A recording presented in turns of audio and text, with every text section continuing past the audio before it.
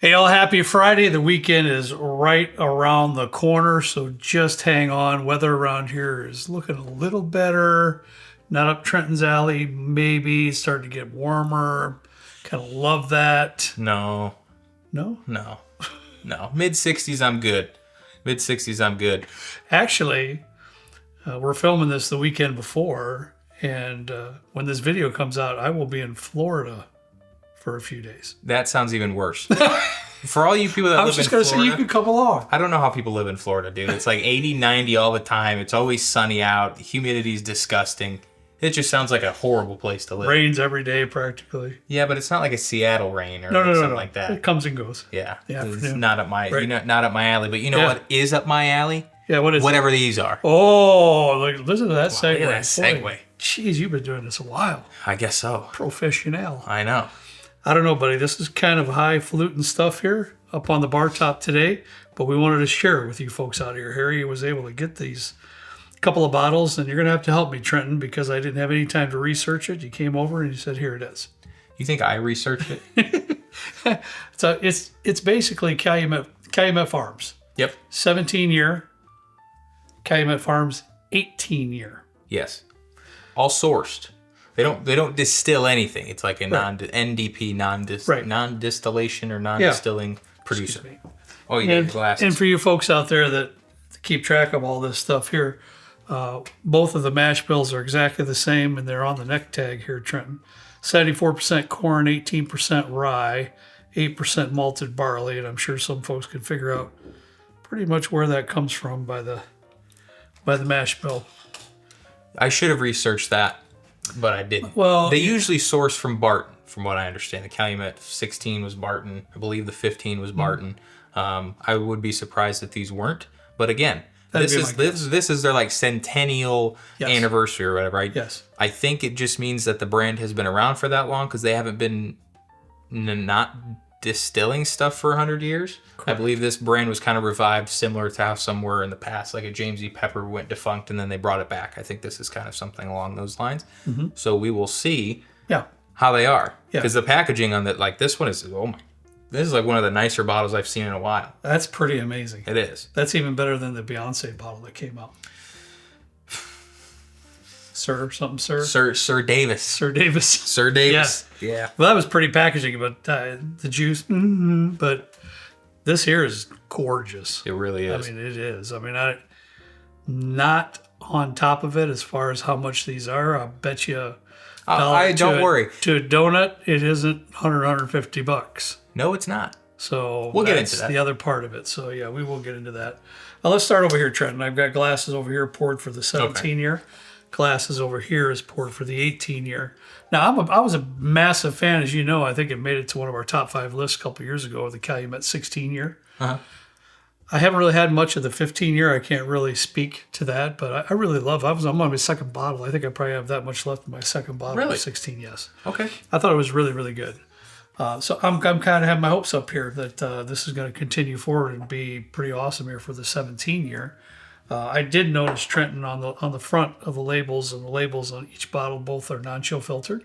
I'd like to see that. And this one is 117 proof. When we jump over here, this one will be 118 proof. So real close. Get it.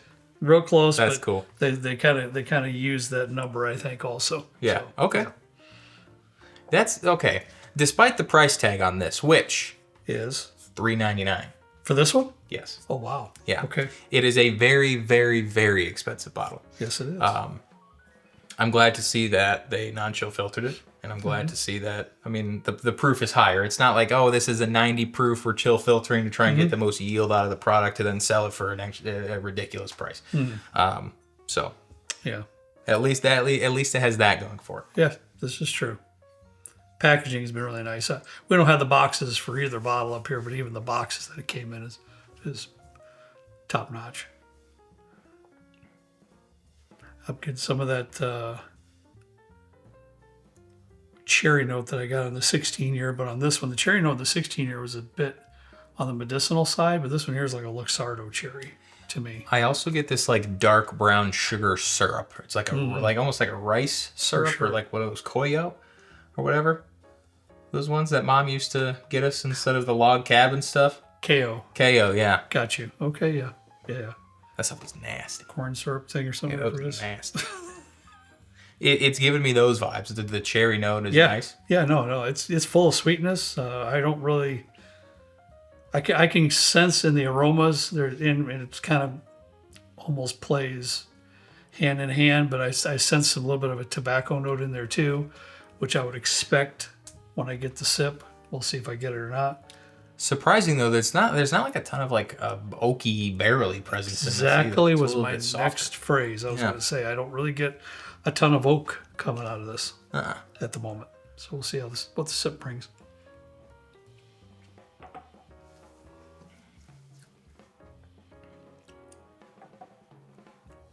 Wow. Okay. Man. You get a weird look in your face for. What are you thinking? Well, right off the bat, I'm getting that cherry note is profound. Yeah, for me, and it's consistent with the Luxardo cherry note that I was giving you. I zoned in on that right off the bat because it is prominent. It's really nice. The only thing I got after that, there was a hint of tobacco in there too, but I'm going to take another sip here because I just couldn't get myself off of the cherry note. There's definitely more of an oaky presence in the palate, which I think is pretty good. It almost has this like faint dusty quality to it. Nothing that you'd find on like, was that the 2023 Michter's 10 or like anything like that? No. But it's got a little bit of that. There's a little bit of this earthy tobacco-iness. I can totally see that. Yes. Yes, it does. The finish definitely leans more towards like a cigar-y, tobacco-y type of a finish. So if you like that, yes, I think this is right up your alley. I agree. It's not necessarily my favorite finish that I've had on a bourbon before, but I think this might boil down to the preference of the drinker. Yeah, I think this is a mature big boy bourbon. Yeah, that's what it is, and I like it. Do you? I do. I like it quite a bit. Man, the nose is such a rich cherry. I love it. I wish it was more cherry forward on the sip. I think if that dialed down, it's like a. I think it is, dude.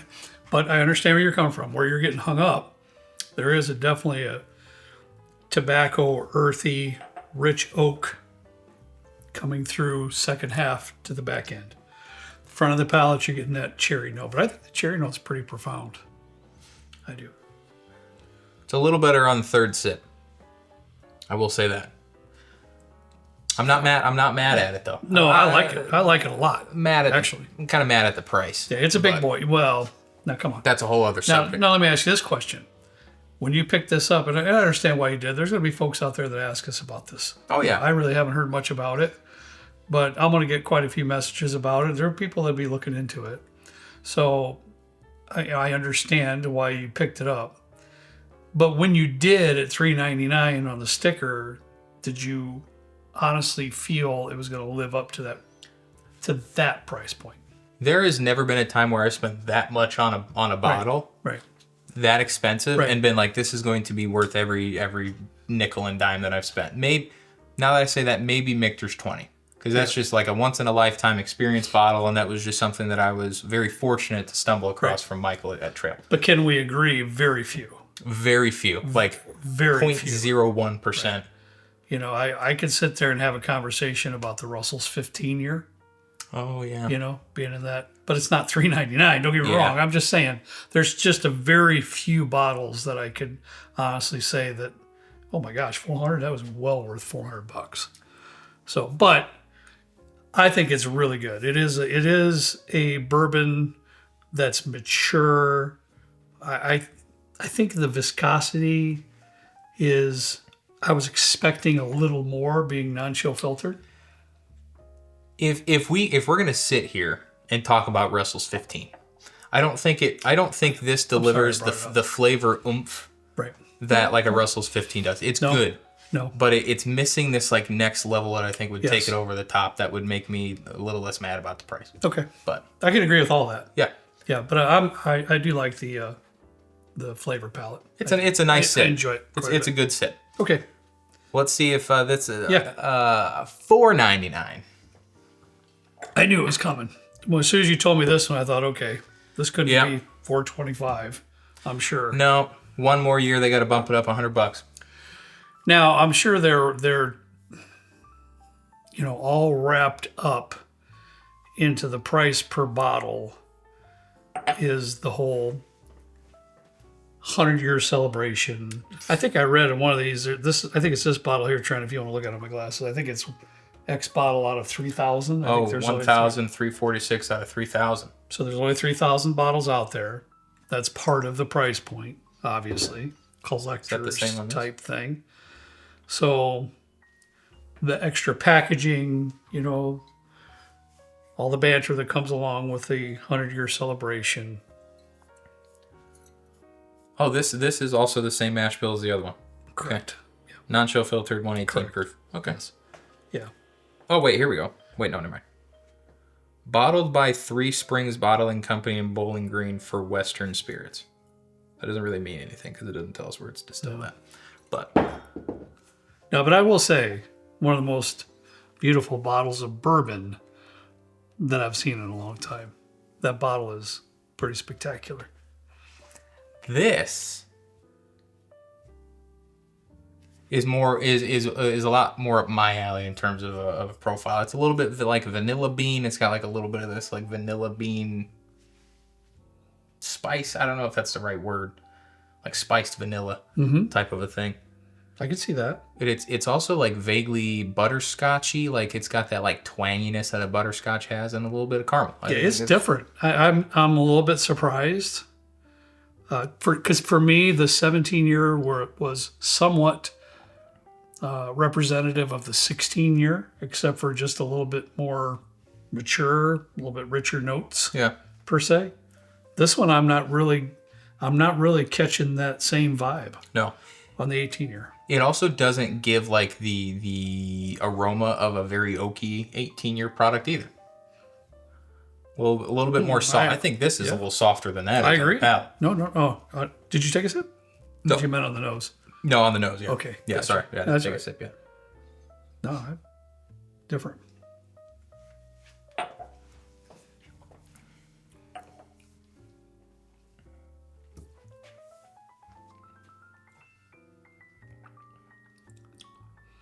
Wow, that is so different. It's got a really like robust, mature like body to it, but I'm kind of Is there more cherry in there? I'm struggling to pick up like there's like this like sweet, fruity element to it, kind of. Yeah, I don't know if it's the Luxardo cherry note that I was getting out of here though. I don't think it is. If you like walk into like the fruit section of a grocery store with all the different fruit like aromas kind of blending together, Yeah. that's kind of what I'm getting. It is very fruity, but it's hard for me to put a pinpoint on it. Or if you smell like a really ripe cantaloupe, how it's kind of got like this off but nice sweetness to it. Mm-hmm. I think that might be kind of close to what I'm getting. Yeah, it's definitely not the cherry. The cherry note is not following suit into the 18-year. For me. I do get like I think a little bit of like a melon. Very fruity. Yeah. It's very fruity.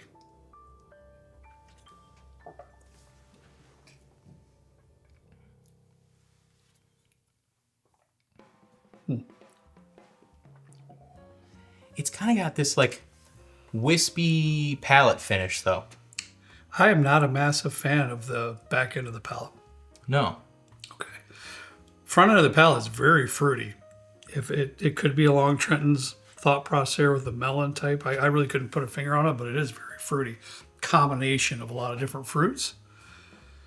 Very nice. But that back end starts getting that tobacco over here where we had that rich tobacco and so like that, it starts getting to be bitter tobacco. Yeah. To me. More like a lot of the and possibly is that oak coming through that's a little more bitter. It's not horribly bitter, but it's just it's there. A lot more bitterness. It's definitely there. Mm-hmm. I think I prefer the 17 over the 18. Mm-hmm. Don't get me wrong, the packaging on the 18 is beautiful, but are we really paying for the packaging apart from displaying it on the shelf? No. Yeah. Or if you're for whatever reason going to purchase and save it for some specific special occasion, I could get that. I think the people that are big Calumet fans, like the 15 and the 16, I think if you are splurging on a gift for yourself and you can find a 17 and you have the choice to get an 18, I personally would pick the 17. I'd pick the 17 year all day, every day over the 18. Yeah. Although I did enjoy that. Yeah. I just thought this was more quintessential for me in a bourbon, in an a well-aged bourbon. Yeah. That rich cherry note, that rich tobacco note, some of those earthy notes, the oak notes in there, I thought was very nicely done in the 17 year. It gets a little wonky for me on the back end of the palate on the 18 year. So, but as far as packaging and everything else goes, A+. But now, worth the money? No. Come on now. No. Seriously.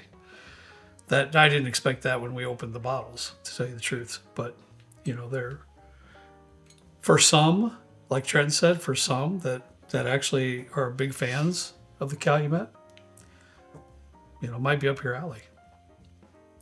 I think 10 times better than Elijah Craig 18. I agree with that. For sure. I think there's going to be some people that are really big Calumet fans that are going to want to complete the vertical or complete the set. They're going to go in and they're going to spend $400 or $500 plus tax wherever you're at, and hoping for a really, really good experience. I think this is a good set of bottles. I don't think they're very good. I would not personally recommend anybody purchase them. Because I just don't think the juice is worth the squeeze in this point. I think we're past the point of what do they call it? The diminishing return. It's cool that they did something like this for their 100th Centennial anniversary. Yeah. That's cool. Yeah, and they went all out on certain things, and you can obviously tell you're sipping an aged bourbon, though. Oh yeah. I mean, there is a lot going for each bottle. There is. Yeah. All right, guys. This is always a hard show. This is a difficult kind of show. Why? For me? Yeah. Well, simply because I think I don't want to gear my brain right off the bat, which it's easy to do, that, oh my gosh, $3.99, $4.99, forget it, it's not worth it. Immediately You're going to think that. I'm going to try to pull all the positives that I can when I'm taking the sips, of course. But also, I don't want to be overly rude to the particular distillery or folks that are putting out this product, because there's a lot of intangibles, sure, other than the actual bourbon itself, that are super nice. Oh yeah, about these products. But if somebody had to ask me straightforward, is it worth $399 for this one? I'd have to say no. But it's awful darn good. But $3.99, what is? So, anyways, that's just rambling. That's all that is rambling. But it is what it is. So hopefully it helped out some of you guys, that might be interested in some of these products. So, or if you bought these, let us know what you think in the comments. I'd be curious. Very, very much so. Yeah. Would look good on the shelf, that's for sure. Sure would. Okay, guys, have a fantastic weekend. As always, we ask you to please drink responsibly, and we'll see you next time right down here with Trent and me in the good old basement bourbon bar. See you later.